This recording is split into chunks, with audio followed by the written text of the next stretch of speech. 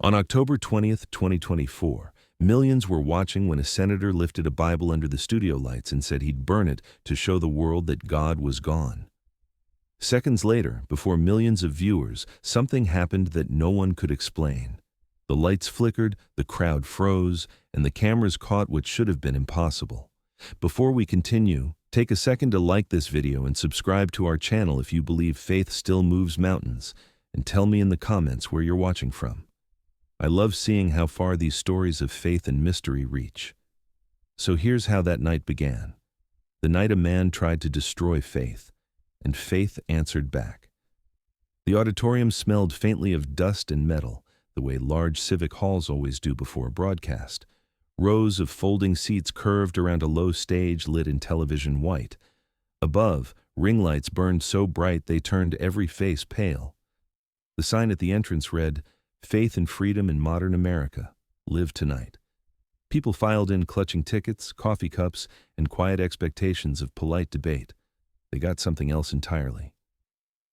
Senator Mark Ellison stood behind the podium like a man claiming territory. 56, broad-shouldered, flawless suit, silver hair combed to show discipline. He adjusted his microphone and looked out at the audience with the faint smile of someone certain of victory before the bell. In the months before, he'd built his brand on contempt for religion, speeches about science, reason, and ending the age of myth. Tonight, he wanted headlines that said he had humiliated faith on live TV. When the red light above camera 1 flicked on, applause filled the hall. Ellison leaned forward. "Let's stop pretending invisible friends run this country," he began. Laughter rippled from his supporters near the front. "If we ever hope to move forward, we've got to put away our children's storybooks and grow up," he paced, voice rising. "Faith divides. It keeps people weak and afraid. People pray instead of act. They wait for miracles instead of progress. And worst of all, they call it virtue." A few older women in the third row folded their arms. A veteran in uniform stared straight ahead. Ellison noticed them and pushed harder. "Don't look offended. Facts don't care about anyone's Sunday feelings." The moderator tried to interject, but Ellison waved him off. "No, let me finish. Let's have some honesty for once." He lifted the small black Bible from the lectern. "For centuries, this book has been used to frighten and control. Maybe it's time someone showed what it's really worth," the audience murmured. Someone shouted, "Don't!" He grinned. "Oh, relax, folks. I'm not afraid of your thunderbolts." He took a lighter from his pocket and flicked it. A blue flame jumped, sharp and steady. "This," he said, holding the Bible aloft, "is the last chain on modern minds. Watch me melt it." Then a voice, clear and calm, rang out from the crowd. "Stop." It wasn't a shout. It was firm, resonant, carried by something beyond volume. Every head turned. A man in an old brown jacket stood halfway back, eyes fixed on the stage. His voice came again, slow and unwavering. "You don't know what you're trying to burn." "Security!" Ellison barked. "No, wait. Bring him up here. If he wants to defend fairy tales, let him do it face to face." People gasped. Some applauded. The man hesitated, then began walking down the aisle. He moved without hurry, hands open at his sides. The hall fell quiet except for his footsteps. When he reached the steps, Ellison sneered. "What's your name, preacher?" "Daniel." "Well, Daniel, welcome to the 21st century. We have electricity, medicine, and the internet. We don't need ghosts to hold our hands anymore." Daniel looked at him evenly. "Without faith, you'll use those gifts to destroy yourselves." Ellison laughed, harsh and sudden. "That's the best you've got? Moral fortune cookies? Go ahead, save your sermon for the choir." But Daniel didn't flinch. "Don't mock what you don't understand." "I understand manipulation," Ellison snapped. "I've watched churches bleed people dry while pretending to love them." "And I've watched men gain the world and lose their souls," Daniel answered quietly. The hall stirred. A woman near the front began to cry without knowing why. An older man crossed himself. Ellison stepped closer, finger pointing. "You think this book is sacred? Then pray to it to keep me from burning it." He flicked the lighter again. The flame sputtered, then went out. He struck it a second time. Nothing. Third time, nothing. Nervous laughter rippled through the seats. "Cheap gas," Ellison muttered, tapping it against the podium. "Some miracle." Then every light in the hall dimmed at once. Not a blackout, just a deep softening, as though the power of the sun had been turned down. The audience fell silent. Phones lowered. In that half-light, Daniel's outline seemed faintly bright, as if reflecting something unseen. Ellison's grin faltered. "What kind of stunt?" Daniel said. "You lit a flame to prove control. Now see who holds it." The lighter sparked by itself, a sudden white flare, and dropped from Ellison's hand to the stage floor. The flame hissed out on contact, leaving only smoke that curled upward in a straight line, glowing faintly gold before fading.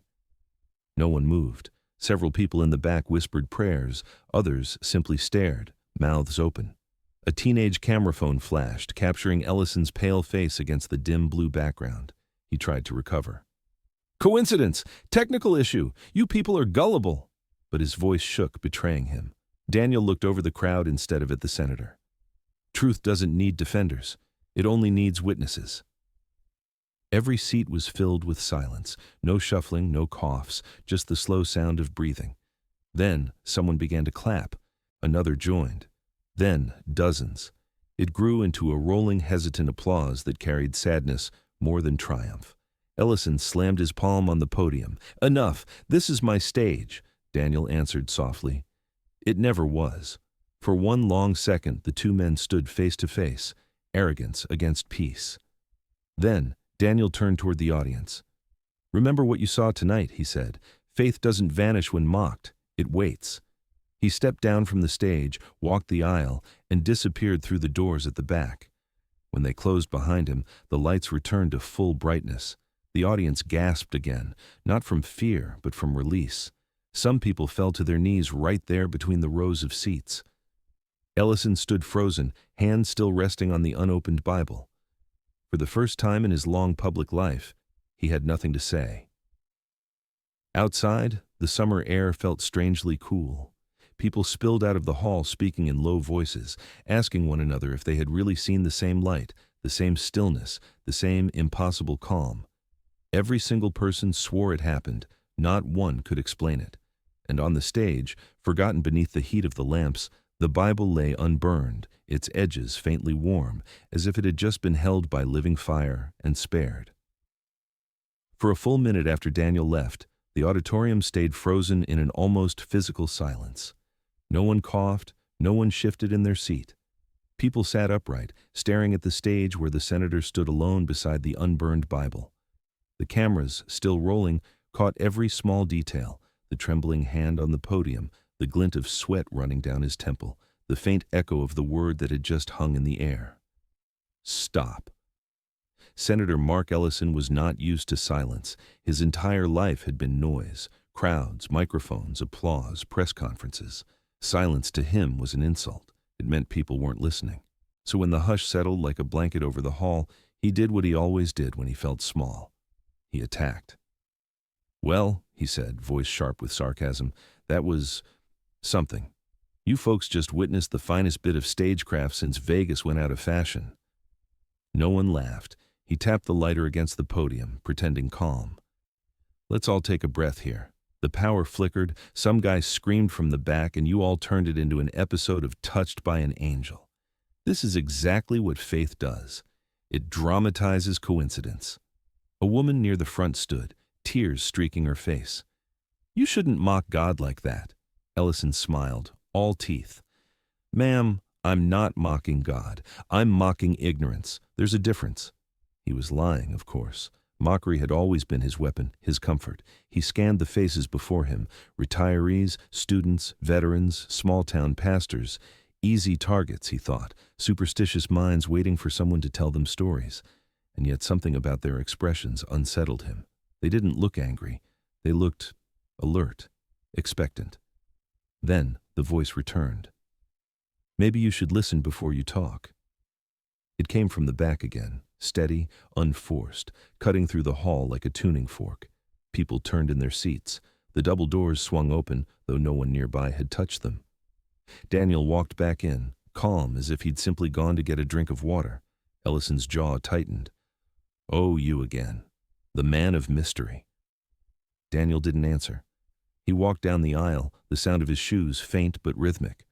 Some people stood as he passed, not in fear, but instinctively, as one stands when something sacred enters a room. When he reached the stage stairs, he paused. Ellison pointed at him. "You want to make this a sermon? Fine, come up here. Let's talk like adults." Daniel climbed the steps and stopped beside him. He wasn't taller, but somehow he seemed to occupy more space. Up close, there was nothing ethereal about him. His hair was slightly unkempt, his hands rough, his jacket worn at the elbows. And yet every person in the hall felt the same strange thing. He looked utterly unafraid. Ellison turned toward the cameras. "Ladies and gentlemen, apparently we have an unscheduled guest. A prophet, maybe? Or a magician? I'm sure his fan club is thrilled." He turned back. "You interrupted my speech, embarrassed me on national television, and made half the audience think the lights dimmed by divine request. So go ahead, prove your point. Tell America why it should keep believing in invisible babysitters." Daniel studied him quietly, almost sadly. "You're not angry because of me," he said softly. "You're angry because you've run out of things to worship and you can't stand the emptiness." Ellison laughed, but the sound was brittle. "You think you can psychoanalyze me? I've sat across from presidents, pastors, and political strategists. You're just a drifter with a good voice." Daniel's gaze stayed fixed. "Then why are your hands shaking?" The senator shoved them into his pockets. "Nerves. It's live TV." "Not nerves," Daniel said. "Fear." "Of what?" Daniel took a small step closer. "Of being seen." The audience barely breathed. Every eye was on the two men standing under the bright lights. Outside, thunder rumbled faintly over the Potomac, a summer storm approaching. Ellison straightened, trying to regain control. "Let me tell you something, Daniel, if that's even your name. I've built my life on facts. Measurable, repeatable, observable. You people, faith people, you thrive on vagueness. You call ignorance mystery. You call fear reverence. You build your comfort out of clouds and call it truth." Daniel nodded slowly. "And what have you built out of your facts?" Ellison blinked. "Progress, freedom." Daniel's tone stayed gentle. "Then why does your heart feel like a prison?" The senator opened his mouth, then closed it. He didn't know why, but for the first time that night, he felt the lights were too bright. He loosened his tie. "You're good," he muttered. "You've rehearsed this." "I don't rehearse truth," Daniel said. A low sound swept through the crowd, a wave of whispering that felt like wind moving through trees. Ellison snapped his head toward them. "Don't you people start! You're falling for a trick!" A man in the audience shouted, "No trick, Senator! The flame went out!" "Malfunction!" Ellison barked. "Cheap lighter!" Daniel spoke again, not to the senator this time, but to the audience. "Faith isn't about miracles you can film. It's about the light that keeps burning even after everything else goes dark." An elderly woman near the front nodded through tears. "That's right." Ellison threw up his hands. "Beautiful, the poetry hour. Tell me, Daniel, do you charge admission for your enlightenment?" Daniel turned back to him. "You're not here to argue me. You're here to be forgiven." That stopped him cold. His face hardened, but the words had already landed somewhere deeper. "Forgiven? For what?" Daniel's eyes softened. "For forgetting who gave you your voice." For a long moment, Ellison just stared at him. Then, forcing a smile, he leaned into the microphone. "Ladies and gentlemen, behold, divine guilt trip, live and free of charge. My mother would have loved this." He turned to the audience. "You see how it works? He drops a line like that and half of you melt. You people need to stop waiting for saviors and start saving yourselves." Daniel's voice rose slightly, steady but full. "And what happens when you can't?" "Then we die," Ellison snapped. Daniel looked into his eyes. "No, then you finally listen." At that moment, a single bulb in the rig above them popped with a soft crack. The others flickered once, twice, then steadied, but not back to their full brightness. The light that remained was warmer, gentler, golden. People in the audience gasped. Some stood, others clasped hands. Ellison stepped back, glaring upward. "Who's in charge of lighting? You trying to turn this into a church?" No one answered. The audience wasn't looking at him anymore. They were looking at Daniel, whose face seemed illuminated not by the lights but from within. His features were ordinary, lines of age around his eyes, a faint scar on his chin, but under that soft glow, they looked ageless. Daniel turned toward the crowd. You came here for a debate. You'll leave with a choice. You can mock what you don't understand, or you can remember what you once believed. He looked back at the senator. You too. Ellison's voice cracked. What do you want from me? Nothing, Daniel said. I'm not here to take anything. I'm here to give something back. What? Ellison's tone was a growl. Hope, Daniel answered simply. The word echoed through the hall like a physical thing. Hope. It wasn't thunder, wasn't music, but somehow every person there heard it in their own way, as if it had been spoken to them alone. Ellison's breath quickened. You think this wins? You think feelings beat facts? Daniel shook his head. Faith isn't against facts. It's what gives them meaning. The senator slammed his palm on the podium. You don't get to redefine everything. You don't get to walk in here and... He stopped mid-sentence. The Bible on the podium had fallen open, pages shifting as though caught in a breeze.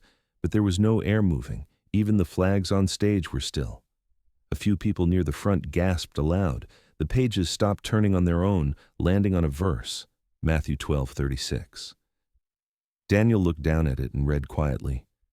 Every idle word that men shall speak, they shall give account thereof in the day of judgment.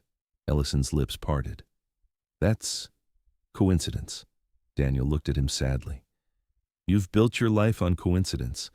Maybe that's why nothing ever feels like enough. The senator's shoulders sagged. He seemed smaller now, his voice hoarse. Why are you doing this? I'm not, Daniel said. You called me. I did not. Daniel nodded once. You did. Every night you stared at the ceiling asking what it all means. Every time you mocked what others had, it was because you missed it. Ellison swallowed hard, blinking fast. You don't know what it's like to live with doubt. Daniel's expression didn't change. I know exactly what it's like, but I also know doubt can be a doorway, not a wall. Something inside the senator cracked then. For the first time, he didn't look like a man performing. He looked like someone who wanted to sit down and couldn't remember how. His voice fell almost to a whisper. I can't believe like them.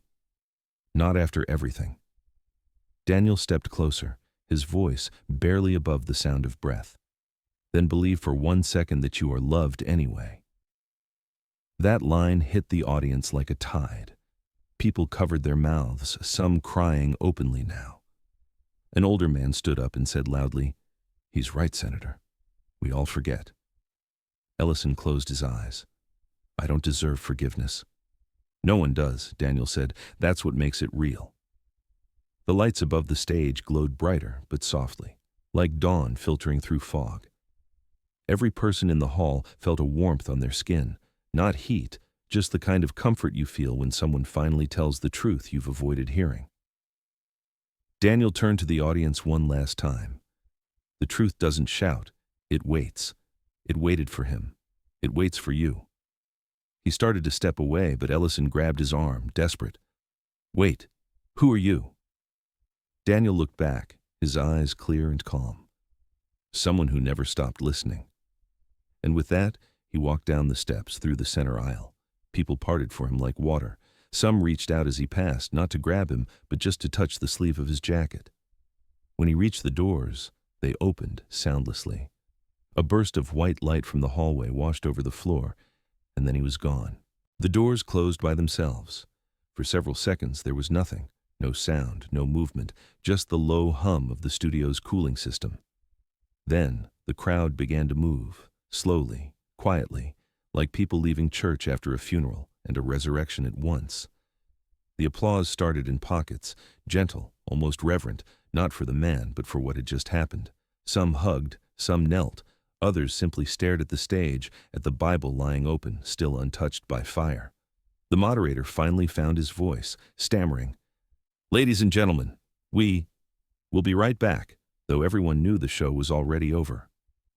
Ellison stood alone in the light, shoulders shaking, face wet. He reached down and picked up the Bible. It felt warm, as though it had been sitting in sunlight. He held it against his chest, not sure why, then looked out at the crowd and whispered, almost to himself, I don't even know what to say. A voice from the seats answered softly, Then don't. Just listen." He nodded faintly. The cameras captured that final image, a proud man, silenced not by argument but by grace, holding the same book he had planned to destroy. When the network cut the feed, the hall still glowed faintly, as though the air itself remembered the light that had passed through it, and as people filed out into the humid Washington night, no one spoke above a whisper. They all felt it, the strange, steady certainty that something far greater than them had just visited and left behind, the quiet command that would echo in their minds for days. Listen. The city woke before dawn to the echo of what it had seen the night before. Washington had known outrage, scandal, and spectacle, but it had never known silence like the one that followed that broadcast. People still spoke, but more softly. Screens in diners and living rooms played the same 6 minutes again and again. The senator, the Bible, the stranger. Every time the light dimmed in the recording, even the most skeptical viewers paused for just a heartbeat. No one could quite explain why. Senator Mark Ellison sat alone at his kitchen table, the television flickering soundlessly in the corner. He had not changed clothes since the night of the debate. The room smelled faintly of coffee gone bitter. His chief of staff, Carla, had come by with folders and statements to approve, but he waved them off. He couldn't read. Every word on the page looked hollow next to the memory of that voice, steady, calm, cutting through his arrogance like a clean wind. He reached for the Bible that had been on the podium, the same one he had meant to burn. The leather felt warm, as if it had been sitting in the sun. He opened it at random. The verse that met his eyes said, "Come to me, all you who are weary and burdened, and I will give you rest." He let the book close slowly, staring at the ceiling until tears stung his eyes. Across the city, the newsroom of a small Ohio paper buzzed in a way it hadn't in years. Laura Whitmore had her headphones pressed tight around her ears, replaying the footage frame by frame. She wasn't supposed to be watching it. Her editor had asked for a commentary on local elections, but she couldn't stop. The moment Daniel lifted his head and said, "Then believe for 1 second that you are loved anyway," her hand froze over the keyboard. It wasn't the kind of voice that begged to be believed. It simply told the truth. Her colleague Dan leaned over her shoulder. "You think it was real?" "I think," she said quietly. "That's the wrong question." She shut her laptop, grabbed her notebook, and by afternoon was on a flight to Washington. When she arrived, the city looked the same, but people didn't. At the airport, a TSA agent wore a small silver cross outside his uniform. A taxi driver mentioned that the roads were quieter than usual. "People driving slower, like they're thinking again," he said. In the hotel lobby, she overheard 2 businessmen talking about the light that had filled the room. "It was like the air was watching," one said. The other just nodded. She walked to the auditorium that evening. The stage lights were gone, but the faint smell of smoke and dust still lingered. A custodian mopping the floor looked up when she entered. "Press?" he asked. "Something like that." He leaned on his mop handle. "You're the 7th reporter this week." "I just want to know what you saw," she said. He smiled a little, eyes distant. "I saw a piece." "Piece?" "Yeah, that man walked out, thanked me for keeping the doors open, said he was passing through. When he went by, smelled like wood smoke and rain. Haven't smelled that since my daddy's church back in Georgia." She wrote every word down. "Where did he go?" He shrugged. "Into the street." Crowd swallowed him. When she stepped outside, the evening air carried the faintest scent of cedar. She looked around, nothing but buses and neon signs, but something inside her trembled like a wire struck by wind. Meanwhile, in his townhouse, Ellison watched the replay in the dark. The lights from the screen threw color over his face, blue, white, gold. Carla knocked, then entered without waiting. "You've got requests from every network," she said. "They want to know if you're resigning or if you're starting a revival."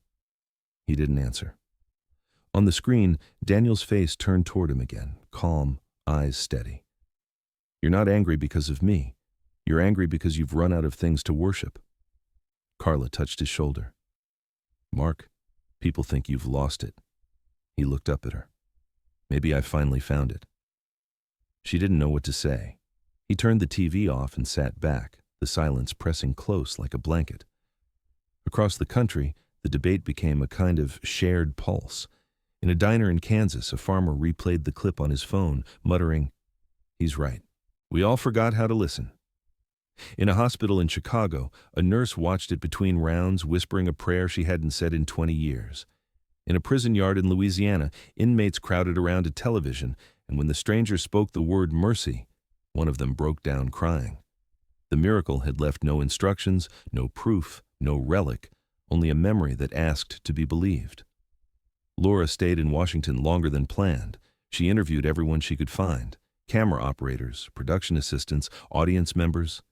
Their stories were different in detail, but all shared one thing. Every person remembered a stillness, a warmth, a peace that had no explanation. She began to fill her notebooks not with facts, but with the things people felt. One night, after midnight, she sat in her hotel room staring at her notes when her phone rang. Unknown number. She hesitated, then answered. The voice was calm, familiar. "Stop looking for me." Her breath caught. "Who is this?" "You already know," the voice said. "Truth isn't found by chasing. It's remembered when you stop running." The line clicked dead. She sat motionless for several minutes, listening to the hum of the city outside. When she finally looked at the phone again, the call history was blank. The next morning, Ellison left his townhouse for the first time in days.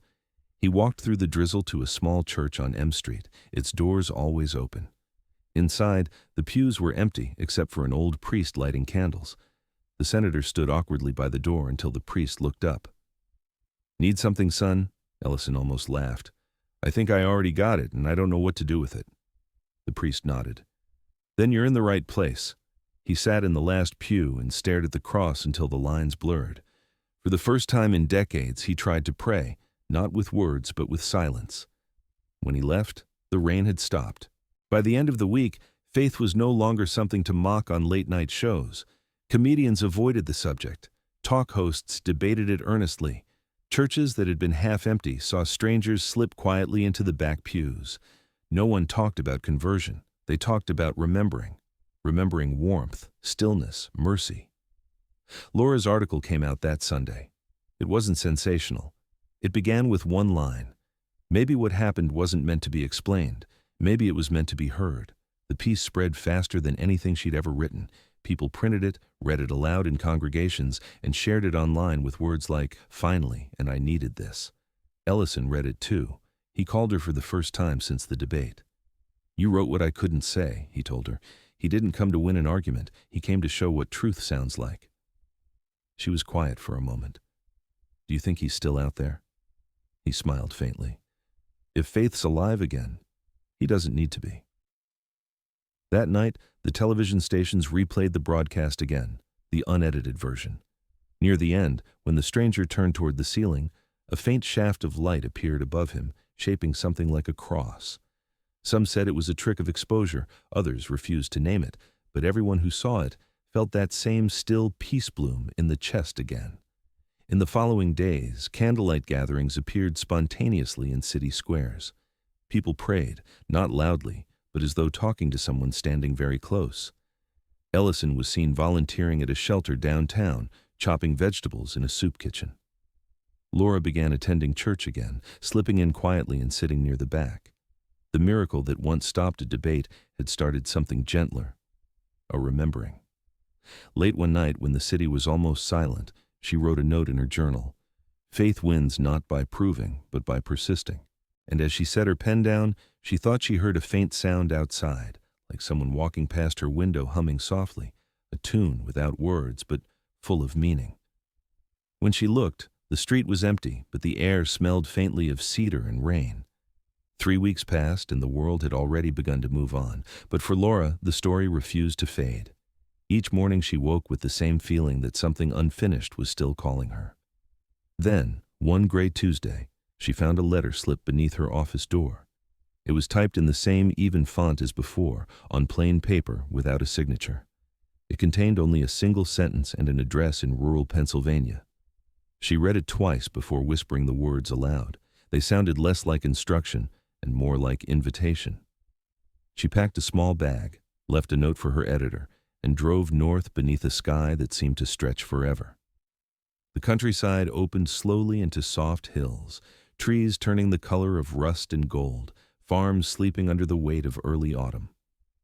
When she reached the town, a quiet place without traffic lights or billboards, the air smelled faintly of smoke and rain. The church sat at the end of a narrow street, its steeple crooked, windows shuttered, and the front doors chained. Behind it, she found the small building from the letter. The door was ajar, and the faint hum of sawdust and silence met her like breath. Inside, the room was bright with dust swirling through the light. Tools hung neatly along one wall. A kettle sat cold on a wood stove, and the scent of cedar lingered as if someone had just stepped out moments earlier. At the center stood a large wooden table, still rough at the edges, its surface smooth where a hand had passed over it many times. Across the top, carved carefully, were 2 words: "Follow me." The lettering was simple, confident, as though it had been done without hesitation. She stood there for a long while, the sound of her own breathing the only thing in the room, and for the first time in years, she felt completely still. When she spoke to locals later, they all said the same thing. A man had been there for a few weeks, fixing things, teaching carpentry to men from the recovery home outside town, refusing any money. He was kind, quiet, with eyes that made you feel seen. One woman said he had told her he was only passing through. Laura thanked them and walked back toward the church, glancing over her shoulder at the workshop where the light still glowed faintly through the dusty window. That evening, she called Mark Ellison. His voice sounded softer, grounded, like someone who had learned the meaning of silence. She told him everything: the parish, the table, the words carved into the wood. And there was a long pause before he spoke. "Meet me tomorrow," he said. "I have something to show you." They met at a small chapel outside the city, a place that seemed to exist apart from time. He was already there when she arrived, sitting in the back pew, the same Bible open across his knees. He looked thinner, but peace suited him. When she sat beside him, he smiled faintly and turned the Bible toward her. Pages were underlined, corners bent, lines marked in pencil. "I used to think this book was about control," he said. "Now I see it's about surrender." They talked for hours. The candles burned low, the evening light softened to amber, and outside, the trees swayed against the windows in quiet rhythm. He told her how he spent his days, volunteering at shelters, tutoring children, fixing broken furniture for families who had nothing. She told him how the search had changed her, how she no longer wanted to prove anything, only to understand. When she mentioned the words carved into the table, he exhaled deeply. "Follow me," he repeated. Maybe that's all any of this ever was, not an order, an invitation. For a long while, neither spoke. They sat together in the silence of that chapel, listening to the soft creak of wood and the hush of wind through the trees. Somewhere in that quiet forgiveness moved between them, not demanded, not declared, simply understood. That night, the network aired the unedited version of the debate for the first time. People across the country tuned in, some out of curiosity, others out of longing. The final seconds, which had never been broadcast before, caught everyone by surprise. Just before the cameras cut, the stranger lifted his gaze upward. A faint light descended from above, and for one suspended moment, the outline of his body and the glow around him formed a shape that unmistakably mirrored the crucifixion. The image spread instantly, replayed on every screen, debated, analyzed, denied, believed. But for millions watching, words no longer mattered. Something unexplainable had reached them through that image, something they recognized before they even named it. In the days that followed, small gatherings appeared in parks and on church steps. People brought candles, sang softly, prayed without microphones. They didn't ask for proof, they gave thanks. Faith returned not as a roar, but as a whisper. The air of mockery that had shadowed religion for years seemed to thin out, replaced by quiet reverence. For the first time in memory, people spoke of God without flinching. Mark Ellison no longer gave speeches. He worked quietly, helping where he could, and when reporters finally found him months later, he said only, "I've said enough words in my life. Now I'd rather live them." Laura kept writing, but her work changed too. She wrote stories of small mercies, A woman feeding strangers, a man rebuilding homes after a flood, a child's letter thanking a nurse. Her name began to appear under articles that made people feel rather than argue. One winter afternoon, as the snow began to fall, she came home to find an envelope in her mailbox. No city, no stamp, only her name written neatly in black ink. Inside was a single line. The word was never gone. You only stopped hearing it. She read it 3 times before smiling. She placed it gently between the pages of her father's old Bible, beside the verse about mercy she had once underlined in college, and left it there. The years continued, ordinary and full. Faith didn't conquer the world, but it returned to it, quietly, through changed lives and softened hearts. Some still doubted, some explained, some forgot, but enough remembered to keep the light alive. Laura thought of the man often, wondering whether he had truly been an angel or simply a reminder of what humanity had forgotten to be. In the end, it didn't matter. The truth was in what remained: peace, kindness, and the certainty that grace had passed through them and kept walking. Perhaps that is what faith is, she thought, a presence that never demands, only invites, leaving behind a path anyone willing to listen can follow. Let us pray for those who still seek light in their darkest moments, for the hearts burdened by regret, and for the hands too tired to reach for hope. May peace find them where pride once lived. May forgiveness bloom where anger has taken root. Let those who wander remember that they are never truly lost, for mercy walks beside them even when unseen. Let our words be gentle, our actions patient, our hearts ready to believe in goodness again. And when the world grows loud with doubt, may we still hear that quiet voice that calls us to follow. Amen. If this story touched your heart, share what it made you feel in the comments. Tell us if you've ever seen faith move quietly through your own life. Send this story to someone who may need a reason to believe again. And if you have your own moment of grace, I hope you'll tell it. Because every shared light strengthens another. Thank you for watching. God bless you. Even in the silence that follows, the light still waits to be seen by anyone willing to lift their eyes.